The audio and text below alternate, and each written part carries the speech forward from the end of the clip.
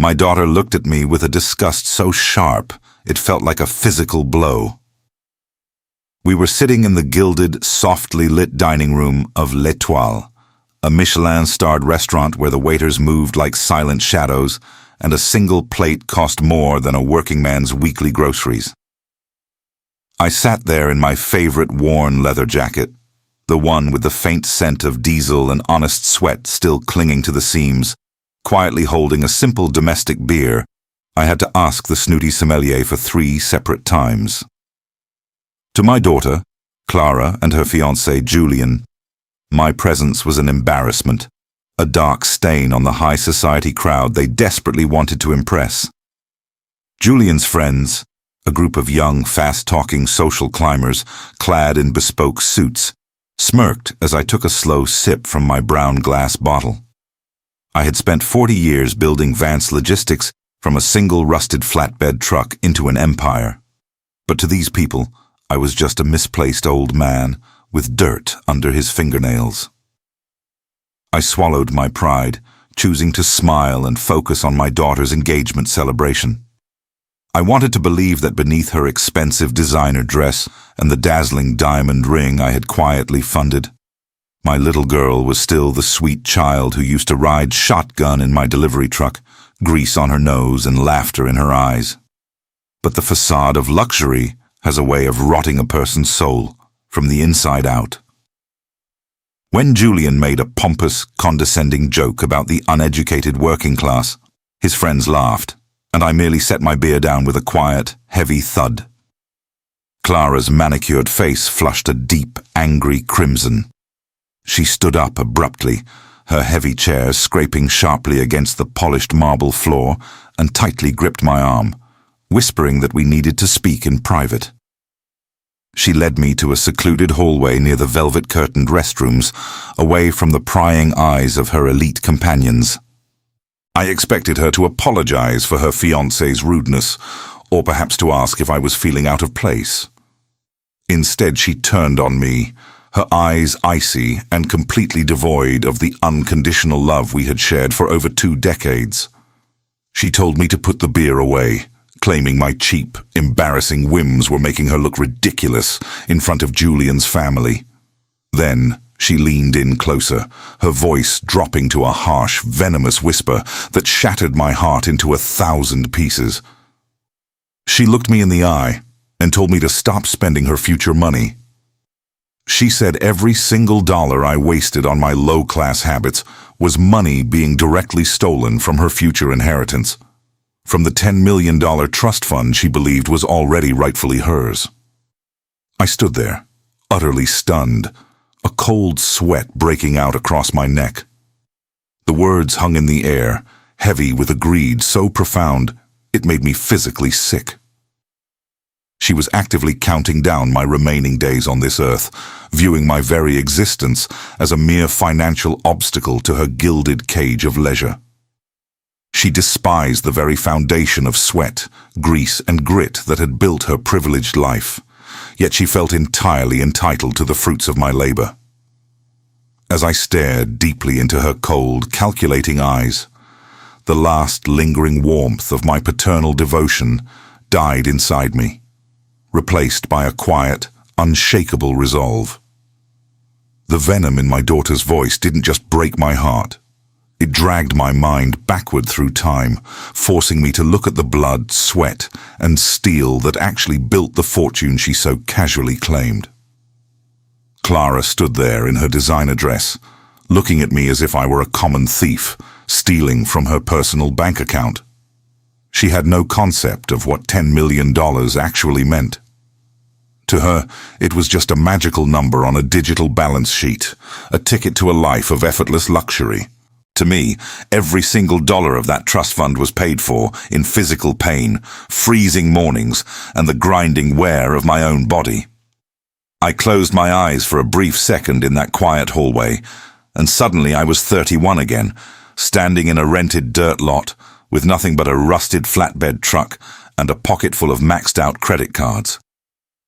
In those early days of Vance Logistics, my world was defined by the pungent smell of cheap diesel, the freezing wind whipping through a cracked windshield, and the thick black grease that embedded itself so deeply under my fingernails that no amount of scrubbing could ever wash it away. I worked 18-hour shifts, driving through blinding snowstorms, fueled only by stale coffee and a burning desire to build a secure future. I did my own maintenance in the dead of winter, lying on the frozen gravel beneath that old truck, my fingers so numb they could barely grip the wrench, praying the engine would turn over. When Clara was born, she became the center of my universe. I remembered how she used to sit in the passenger seat of that very same flatbed, her tiny legs dangling off the worn vinyl bench, happily eating an apple while I navigated the shipping docks. She used to look up at me with eyes full of pure admiration, completely unfazed by my sweat-stained shirts or the soot on my face. She would laugh when the air horn blasted, telling me she wanted to drive the big trucks just like her daddy. I made a silent promise to her back then that she would never have to struggle the way I did. But the comfortable world I gave her was the very thing that poisoned her. When she got accepted into an elite private university, I gladly paid the astronomical tuition bills, not realizing I was funding the destruction of her soul. Slowly, Clara began to change. The sweet, grateful girl who used to hug me when I came home smelling of exhaust began to look at me with a quiet, simmering resentment. During her sophomore year, she asked me to park my truck 3 blocks away from her dormitory so her wealthy classmates wouldn't see it. That was the first time I felt the sharp sting of her shame. She began introducing me to her new high society friends, not as a self-made truck driver, but as a retired corporate consultant actively erasing the blue-collar grit that paid for her lifestyle. She wanted the golden cage, but she was ashamed of the blacksmith who forged the bars. Standing in that hallway, looking at the cold stranger she had become, I finally understood the depth of my mistake.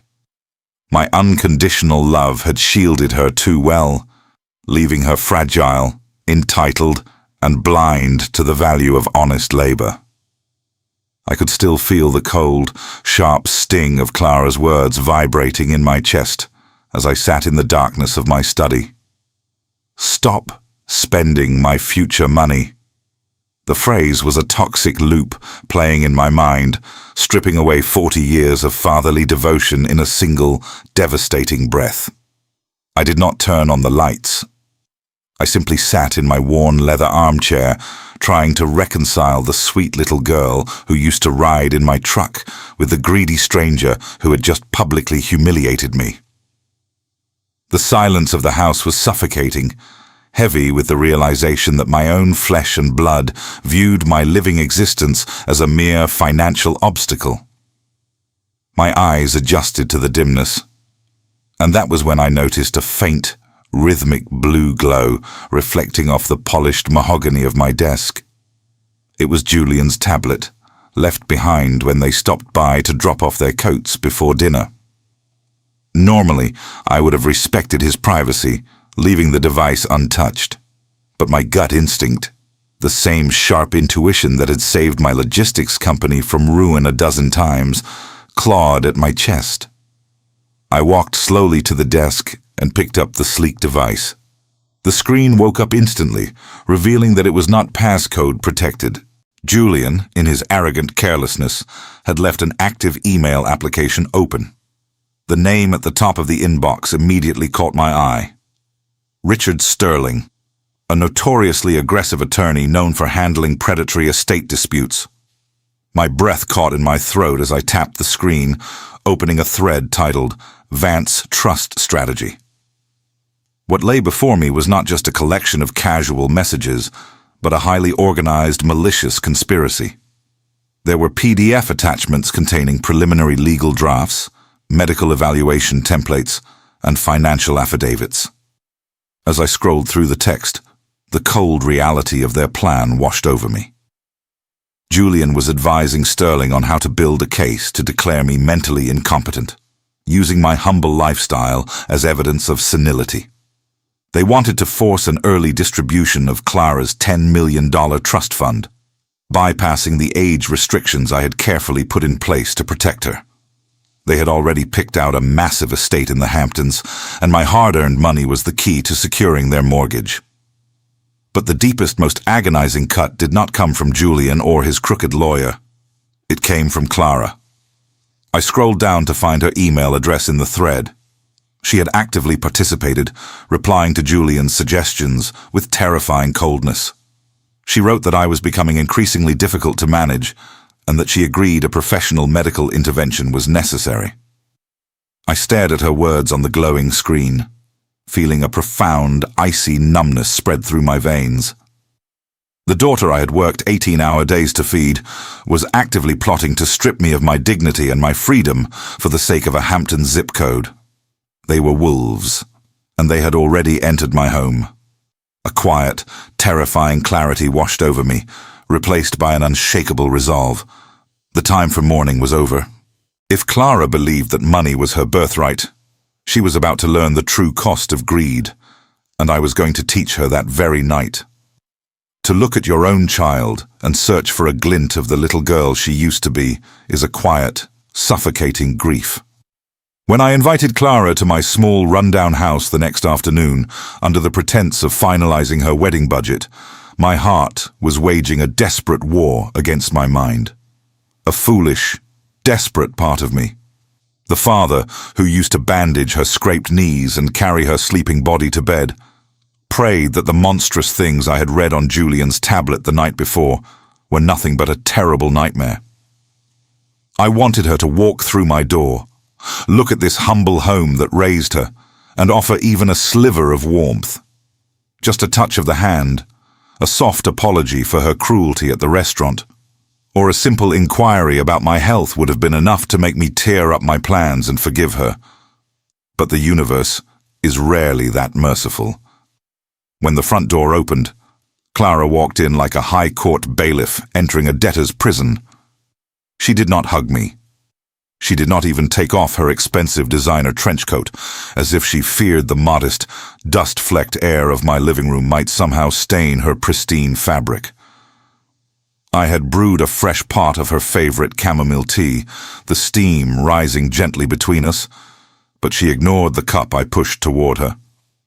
Her eyes darted around my worn-out furniture with a sneer of profound impatience, her fingers tapping a rapid, irritating rhythm on her expensive leather handbag.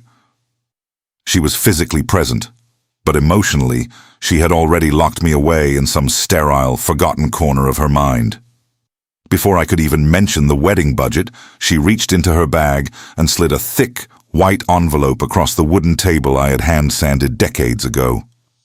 I opened it to find a set of legal documents. It was a formal petition to grant her immediate, unrestricted control over the $10 million trust fund. My hand trembled slightly as I held the paper, not from fear, but from the sheer audacity of her betrayal. She didn't even look ashamed. She leaned forward, her voice flat and utterly transactional, telling me that signing the papers today would save us both a great deal of unnecessary unpleasantness. She looked me in the eyes and said that my outdated, old-fashioned logistics business was dinosaur-era thinking, and that my stubbornness was actively wasting the future capital that rightfully belonged to her and Julian. She spoke of my life's work as if it were a disease, a rotting weight, holding back her grand social ambitions. She actually had the nerve to tell me that she was doing me a favor by taking the burden off my hands before my mind slipped any further. It was at that exact moment that the sky outside broke, and a heavy, relentless rain began to beat violently against the glass windows of my kitchen, the drumming sound filling the tense silence between us. I stared at her, seeing no trace of my daughter left in those cold, calculating eyes. Her bottomless arrogance had finally, irrevocably sealed her fate. I looked down at the paper, then back up at her beautiful, hollow face, and felt a profound, chilling peace wash over me. I smiled, a quiet, weary smile, stood up, and told her that she would have her answer sooner than she thought.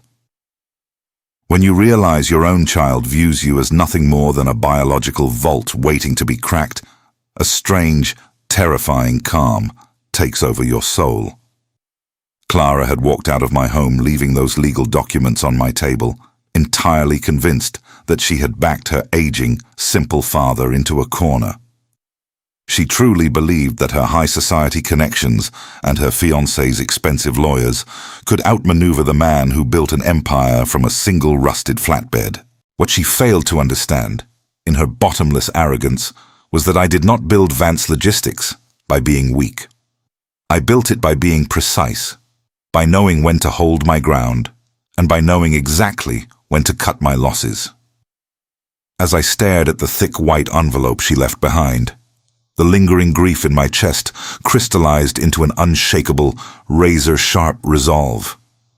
She wanted her future inheritance, but she had forgotten the most basic rule of the trust I created. As long as I draw breath, that money belongs to me, and me alone. The documents for the revocable trust sat under the warm glow of my desk lamp, a testament to my past foolishness. I had set up this $10 million fund to ensure Clara would never have to experience the cold panic of poverty. I had designed it to protect her, but instead, it had poisoned her. It had turned my only daughter into a predator, a spoiled social climber who was willing to have her own father declared mentally incompetent just to fund a lifestyle she had never earned. I pulled my laptop toward me, my fingers steady. There would be no painful court battles where Julian's expensive lawyers could drag my name through the mud. I was going to change the rules entirely. The beauty of a revocable trust is simple. The grantor who spoke it into existence has the sole power to wipe it out. It was past midnight when I dialed Marcus, my private banker who had managed my accounts for over 30 years. He answered on the third ring, his voice raspy with sleep. I did not waste time. I told him calmly that I was exercising my right as the sole grantor to dissolve the Vance family trust immediately. Marcus gasped, trying to urge me to wait until morning, warning me of the massive tax implications. But I told him there was no morning to wait for. I authorized the digital signatures and security overrides that only I possessed as the trust's sole grantor. We worked in a relentless rhythm, bypassing the bureaucratic red tape. With every click of the mouse, I directed Marcus to transfer every single dollar, all 10 million of it, directly into the bank account of the Vance Trade Foundation. This dormant scholarship program would now fund the dreams of young men and women who weren't afraid of grease under their fingernails, aspiring mechanics, truck drivers, and welders who wanted to build a life with their own two hands. By 3 o'clock in the morning, the final authorization cleared. The $10 million balance in the trust fund rapidly began to drop, cascading down the digital screen until it hit a flat, quiet, absolute zero. I closed my laptop and leaned back in my worn leather chair. My daughter had told me to stop spending her future money, and on this dark night, I had simply granted her final wish. To watch a group of people drool over a fortune they did nothing to earn is a deeply pathetic sight. They sat around my modest wooden dining table, Julian and his parents looking like royalty visiting a peasant, their eyes constantly darting to the thick leather folder resting right beside my water glass. Clara sat next to them, her posture upright, wearing a smug, victorious smile that told me she believed she had finally broken her old man. She had even convinced Julian's snobbish parents to join us. They thought they were here to witness the coronation of their son's new wealth. Julian's father, a man whose hands had never held anything heavier than a golf club, cleared his throat and offered a patronizing smile. He told me it was a wise decision to hand over the financial reins before things became too complicated for me to manage. He spoke with a smooth, condescending tone, while his wife looked around my modest living room with visible distaste. Julian was practically vibrating with excitement, his fingers twitching on the table, desperate to grab the folder. I sat there, quietly sipping my water, letting them bask in their premature triumph. I looked at Clara, searching one last time for a flicker of regret in her eyes. There was none. There was only the cold, hard stare of a predator waiting for its meal. When she nodded impatiently, signaling me to get on with it, I felt the final piece of my paternal grief slip away, replaced by an absolute icy calm. I picked up the heavy leather folder. I told them that I had thought long and hard about Clara's words, and that I finally understood my place. Julian practically lunged across the table as I slid the folder toward him. His greedy hands tore it open, his eyes scanning the pages, expecting to see the signature authorizing the transfer of $10 million. The sudden silence that followed was heavy, suffocating, and absolute. Julian's smug smile slowly froze, the color draining from his face until he looked like a ghost. He flipped the page, his breathing suddenly shallow and ragged. His mother leaned in, asking him what was wrong, but Julian could only stare at the paper in utter disbelief. His father snatched the document from his hands, his eyes widening in horror as he read the words. A clear, unmistakable balance of zero. Beside it sat a certified donation receipt to the Trade Foundation, fully executed and irreversible. The room erupted into absolute chaos. Julian stood up so fast his chair crashed to the floor, screaming that this was a mistake, a sick joke. His mother clutched her chest, shrieking about the Hamptons' estate mortgage deposit they had already put down, while his father turned a furious, violent shade of red. Clara stared at me, her eyes wild with panic, demanding to know what I had done with her money. I looked at them, completely unmoved by their fury, and calmly explained that since they wanted me to stop spending their money, I happily obliged by giving it away. The mirage of their gilded future shattered completely, leaving them with nothing but the bitter taste of their own unearned arrogance. The illusion of love disappears the very second the money does. Julian stared at the zero balance on the paper, his face twisting from smug satisfaction into a mask of pure, ugly disgust. He did not look at me with anger. He turned his venom entirely on Clara, his eyes cold and transactional, stripping away any pretense of affection in a single heartbeat. He asked her how she could be so stupid, how she could let her own father ruin their future, as if I were a thief who had stolen what belonged to him. Clara reached out to touch his arm, her fingers trembling, but he flinched away from her touch, as if she were infected with poverty. He told her right there, in front of his horrified parents, that the wedding was off and that he had no intention of marrying into a family of fools. Within minutes, they stormed out of my modest home, slamming the front door, leaving my daughter alone in the wreckage of her own ambition. Clara sank slowly into the wooden chair, her hands covering her face as she wept for everything she had lost. The high society friends, the designer dresses, the Hamptons estate, and her fiancé had all vanished like a mirage. She looked up at me, her eyes red and desperate, begging me to tell her it was all a joke, a harsh lesson to teach her a point.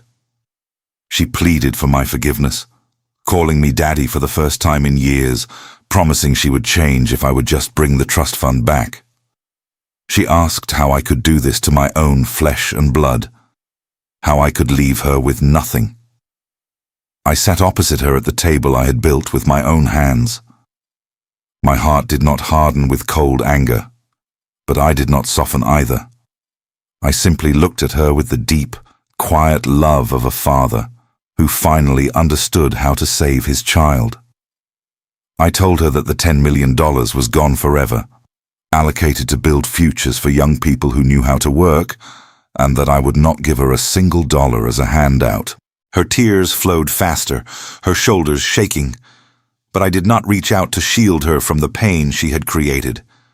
Instead, I offered her a different kind of inheritance, one wrapped in honest sweat and humility. I told her that if she wanted to survive, she could start tomorrow morning at 5 o'clock at my warehouse, working the entry-level sorting line for $15 an hour. She looked at me in disbelief, realizing the place she had once hidden from her friends was now her only lifeline.